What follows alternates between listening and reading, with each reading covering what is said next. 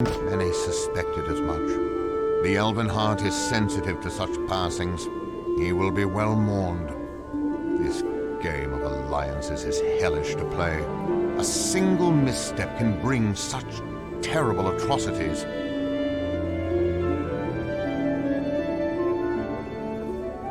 Times have changed, my child. You have been away too long to see it, but our role in this war has weakened.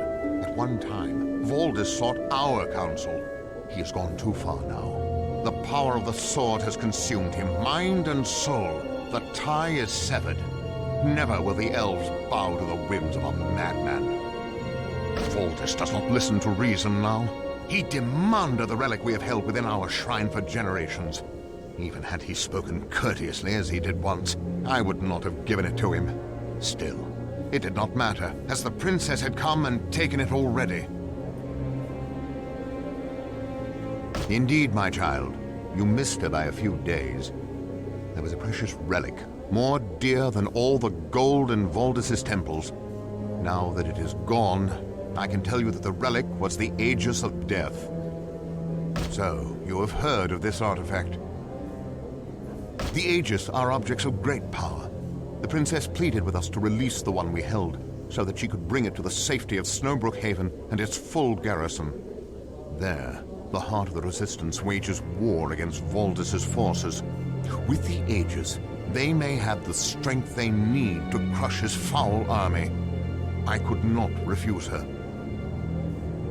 There is more at stake in this war than the safety of one small town. The princess and her royal guards carried the Aegis away on a caravan 3 days ago. It is safe for now. Its whereabouts are shrouded in a haze not even Amrin is able to pierce. And while Valdis is traveling to the castle as well, he will not take the same road. Her Highness meant to go by the old ways through the forests. Still, I fear the Aegis will be vulnerable soon. You are no longer driven solely by your own needs, I see. I am proud of you. It seems this place is not the only thing that has changed. Their route was to the south across the bridge. Unfortunately, there's not much left of the bridge now. It has been all we can do just to keep the fires from consuming the town completely. It will not be extinguished by mundane means, I'm afraid.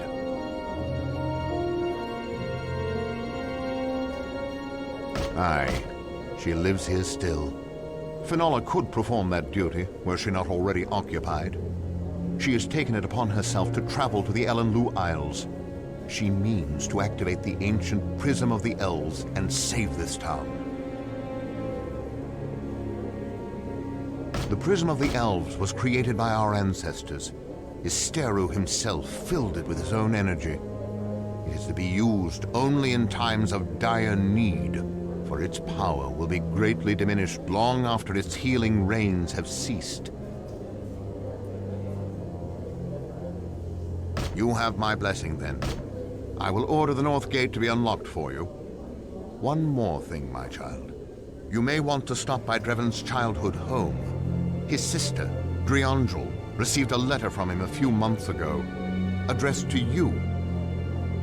Istara be with you. Make haste. There is no time to lose.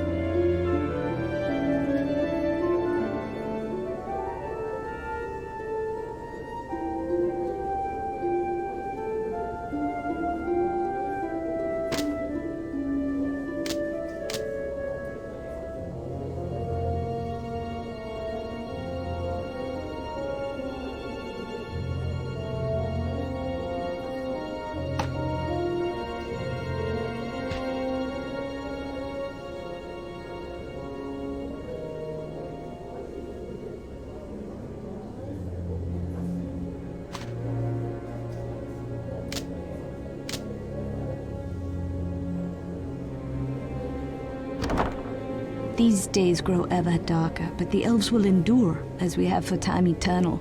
I have much to do, but I will always answer questions if you have them. Our history is far longer than that of most races. The other peoples of these lands are short-lived and have short memories. The humans have forgotten everything before Terminar, the cataclysm of the sword and shield, and the Dryads' memories are not even that long. We lived in these hidden forests before the sect traveled from the west, before the Empire was built, before Elendir the Deserter led the Agalans into the eastern mountains. We lived here when all of Arana was green and beautiful, when the land the humans now call the Plain of Tears was known as Wananda, the Green Prairie. Here we have dwelt since the great warrior Istara and her brother Esteru the sorcerer led us out of the time of darkness and caused Vylutra Forest to grow and raised a ring of mountains out of the earth to protect it. Your life is not long enough to hear the 10th part of our history, child. You have lived among grunting barbarians for too long, child. Do not allow your heritage to be lost completely. Remember that Swilad means greetings, and Melonomen means friend. And for the rest, try to remember what you were taught in your younger days.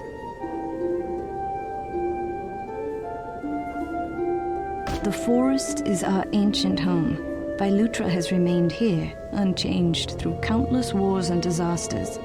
Only the cataclysm of Terminar could affect it. With the breaking of the shield, we left the forest and have rarely felt welcome there since. The spiteful forest folk have defaced our shrines, and many creatures of evil have found homes in the deepest parts of Vylutra. Yet the beauty of Vylutra Forest remains as strange and unknowable as ever.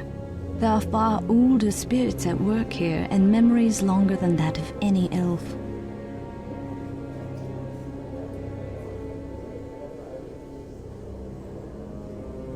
Shortly after Terminar, when the Aegis of Death was given to us, some of our greatest mages became enthralled by the Aegis power.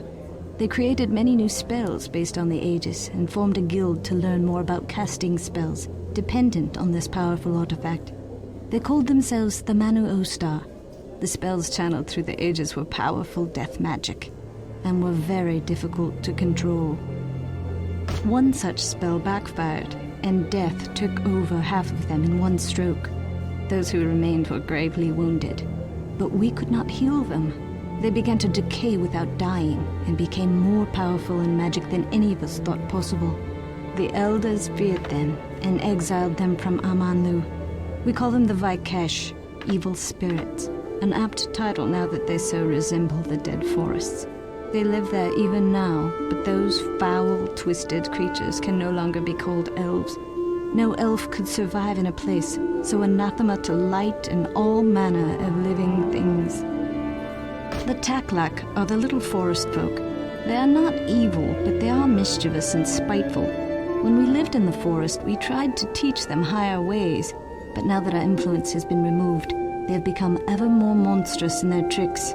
They have begun defiling the forest's sacred places, and we suspect that Valdis has befriended them. Do not trust them. The Taklak honor only the Taklak. Our forests are bounded to the north by a frozen wasteland ringed with jagged mountains, known by men as the Northern Reaches. But it was not always so. Once those hills were fertile and home to the shepherds and cattlemen of Mazal. The elven forests are the last fragment of the sunlit lands of the Northern Reaches, which once stretched across the entirety of northern Arana. But after Terminar, the land was broken, and the cold wind blew there. It became a hostile country of snow and ice. Yet the humans who lived there were resourceful. They built thick-walled fortresses to keep out the bitter cold and kept warm fires in their hearths. Much of their success can be attributed to the strength of their leaders. I recently had the good fortune to meet the Princess Evangeline from the Northern Reaches, and was impressed by the strength of her will. It appears a strong blade can be forged in frost, as well as in fire. 1 year after Terminar, a man, ancient by human standards, brought a powerful magical object to Amanlu and asked us to protect it. He called it the Aegis of Death and warned us that it had caused much suffering among its previous caretakers. He seemed eager to continue his travels, but before he left, he sold to Drevin the Elder a magical amulet and warned him to never allow the amulet to touch the Aegis. Drevin gave the amulet to his son, Drevmire, who gave it in turn to his son, your friend, Drevin. The Aegis was in our care until we relinquished it into the care of Princess Evangeline of the Northern Reaches. Of late, it was rumored that keeping the Aegis in Amanlu was harming the forests, so when the princess asked us for it, we did not refuse. We did not know that giving her the Aegis would bring the wrath of Valdis upon us. Greetings! Celebhel has his hands full dealing with the attack on Amanlu. So if you really must speak with him, make it quick.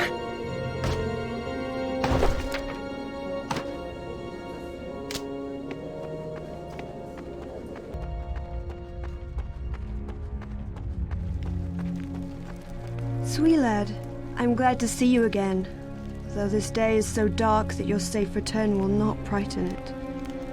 Yes, I wondered why my brother did not return with you. Please tell me, what happened to him? Somehow I knew. My heart has mourned him even before you brought me this final news. My brother was a soldier and sought death in battle. I grieve that he found it. But his passing makes the news I have for you that much more bitter. Valdis's wrath has taken more from you than my dear brother. Your family has suffered because of his madness. When Valdis attacked Amanlu, they have crossed the final waters to the shining shores beyond.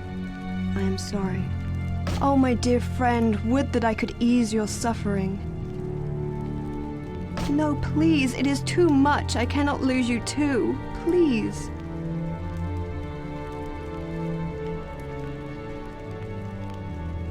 Remember that you have friends here who grieve with you, though we may do so more quietly. Do not make promises that you may not be able to keep, Melonomen. I cannot give you my blessing in this folly, but I can give you something else. I received a letter from Drevin just before Valdis struck. It is addressed to you. I have not read it, so I do not know. Perhaps he suspected that his time was short. At any rate, here it is.